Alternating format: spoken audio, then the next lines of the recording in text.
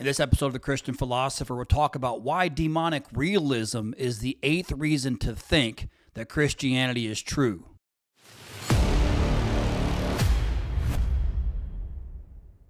Welcome back, everyone. Scott Sullivan here from the Aquinas School of Theology and Philosophy. We are doing a series of videos called 10 Reasons to Think That Christianity is True. This is the eighth reason. In prior videos, we have seen that not only did Jesus claim to be God, and if he wasn't right about that, then he was either lying or crazy. Not only did he back up that claim by fulfilling prophecy, not only did he back up that claim by rising from the dead, not only did he back up that claim by predicting that the religion that he preached would spread across the world, and we have seen that has happened. Christianity is now the largest religion in the world. Not only did he leave us a miraculous picture of himself in the Shroud of Turin, not only does Jesus still seem to work miracles in our day when we talked about scientifically validated miracles, not only does the science of near-death experience suggest that the nature of the human afterlife is like what Jesus taught. All of those are reasons to think that Christianity is true. Here we are on the eighth reason now, the idea that maybe demons are real as Jesus taught as well. The reason why I'm talking about this is because Christian revelation, as it stands, cannot make sense without the existence of demons. Now, that may sound like a surprise to a lot of people out there who go to kind of like a watered-down Christian church, kind of a neutered Christian church, where they kind of strip out all the supernatural elements. It's what one of my professors called candy-ass Christianity. If you go to one of those churches, then yeah, that may sound kind of odd. What do you mean, the devil's real? What are you talking about? That may sound odd to you, but the case is that what I call traditional, old-school, Orthodox Christianity has always professed belief in the reality of the devil. And the truth is that in this sense that there's a sense in which that demons play a front and center role in the story of salvation, so much so that Christianity, it wouldn't make much sense if you took all the devils out of it. So we see this, for example, in the fall. The fall of Adam and Eve, Satan is there present and working. Also, of course, in the Gospels, we see Christ as a well-known exorcist. That was one of the things he was known for, as being an exorcist, someone who cast out devils from people. And we see Christ working against Satan all throughout the Gospels. Some scholars estimate that approximately 25% of the Gospels refers to the devil in some way. So, for example, as the Bible says, the reason the Son of God appeared was to destroy the works of the devil. That's in 1 John 3:9. Put you on the armor of God, that you may be able to stand against the deceits of the devil. For our wrestling is not against flesh and blood, but against principalities and power, against the rulers of the world of this darkness, against the spirits of wickedness in the high places.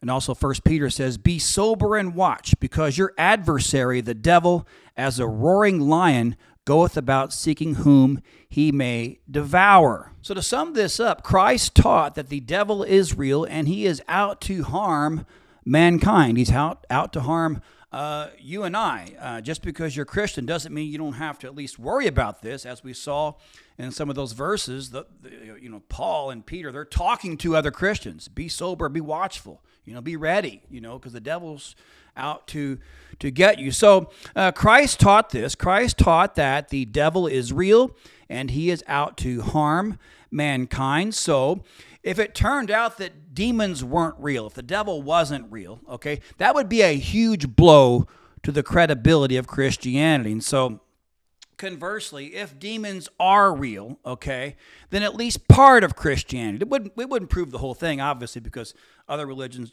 have beliefs in evil spirits as well. But it would show that at least part of Christianity is true, that part of the Christian worldview, if you will, is also true because Jesus taught this. So this would be significant, right? If it were reasonable to think that demons were real, if demonic realism were true, that would completely debunk materialism, the idea that the whole all of reality consists of just matter, right? Because obviously demons are evil spirits. They're fallen angels. So materialism would be false if demonic realism were true. So that by itself would be significant because it would show that at least one supernatural part of Christian belief, this demonic world, is in fact a reality. So I think that for this reason, if it's reasonable to think that demons are real, that demonic realism is true, to that same extent, it also gives credibility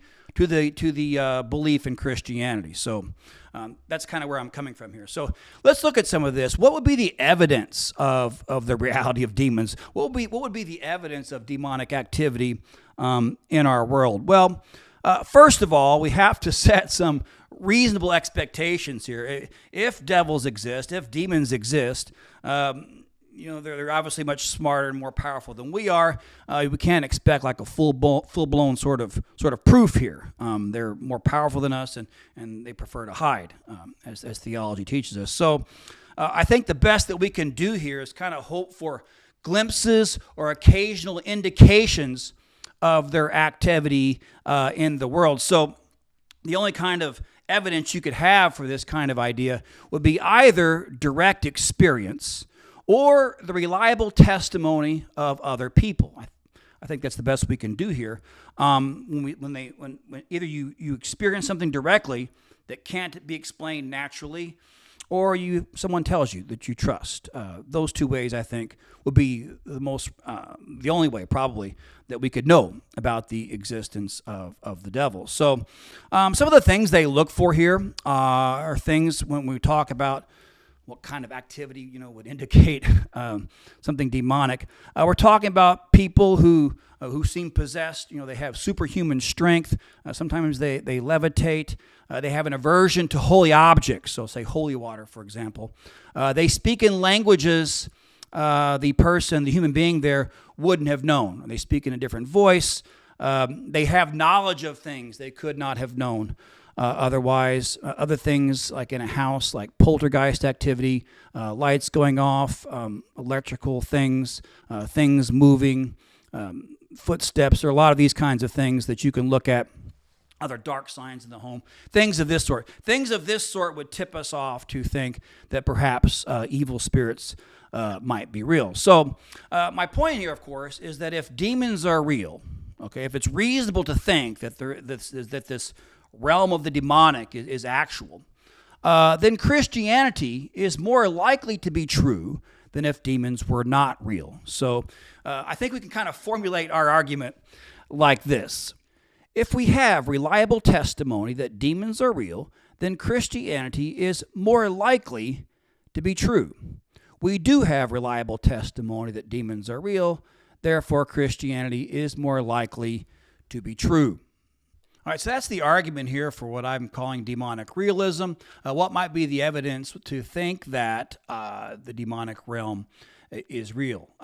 First of all, number one is the popular testimony of people all over the world. Of course, belief in demons is by no means exclusive to Christianity. Pretty much every religion, every culture in the world has some notion of evil spirits. They typically have some kind of rite or some sort of religious process by which they try to deal with this thing and fight it back. But this belief is widespread across all cultures, really. And thousands of people, if not millions of people, have claimed to experience the demonic realm. If you want some more on that, I have here Craig Keener's book on miracles. This is a great series. I've recommended it before. It's actually 2 volumes. I'm holding the second volume here in my hand. But he has a whole section here in Appendix B on spirit possession and exorcism in societies today. So it's still going on. It's not just what we read about in the Gospels and in the book of Acts. It's still widespread. It's cross-cultural today, which makes what we read about in the Gospels and Acts about the exorcisms of Jesus at least more plausible. So that's the first reason, is that there is testimony have people all over the world having to deal with these evil spirits. And then we also have a considerable amount of evidence of reliable witness accounts by people who I think at least have good reputations. For example, Modern exorcist testimony. There are tons of eyewitness accounts given by exorcists who have firsthand experience of this, and they kind of deal with it pretty much all the time. They have firsthand experience of the demonic. You can find many videos of this, if you wish, by just searching YouTube. So I would highly recommend that you do that if you're interested in this. As far as books by modern exorcists, I recommend Monsignor Rossetti's Diary of an American Exorcist. I recommend Father Gabriel Amorth's An Exorcist Explains the Demonic, or Father Vincent Lampert's Exorcism, The Battle Against Satan and His Demons.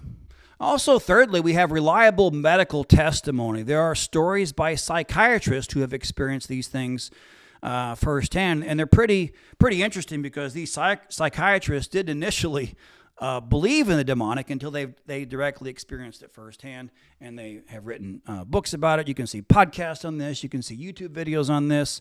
Some of the books that I recommend are number one, the one by Dr. Richard Gallagher. He is a New York psychiatrist. He wrote a book called Demonic Foes.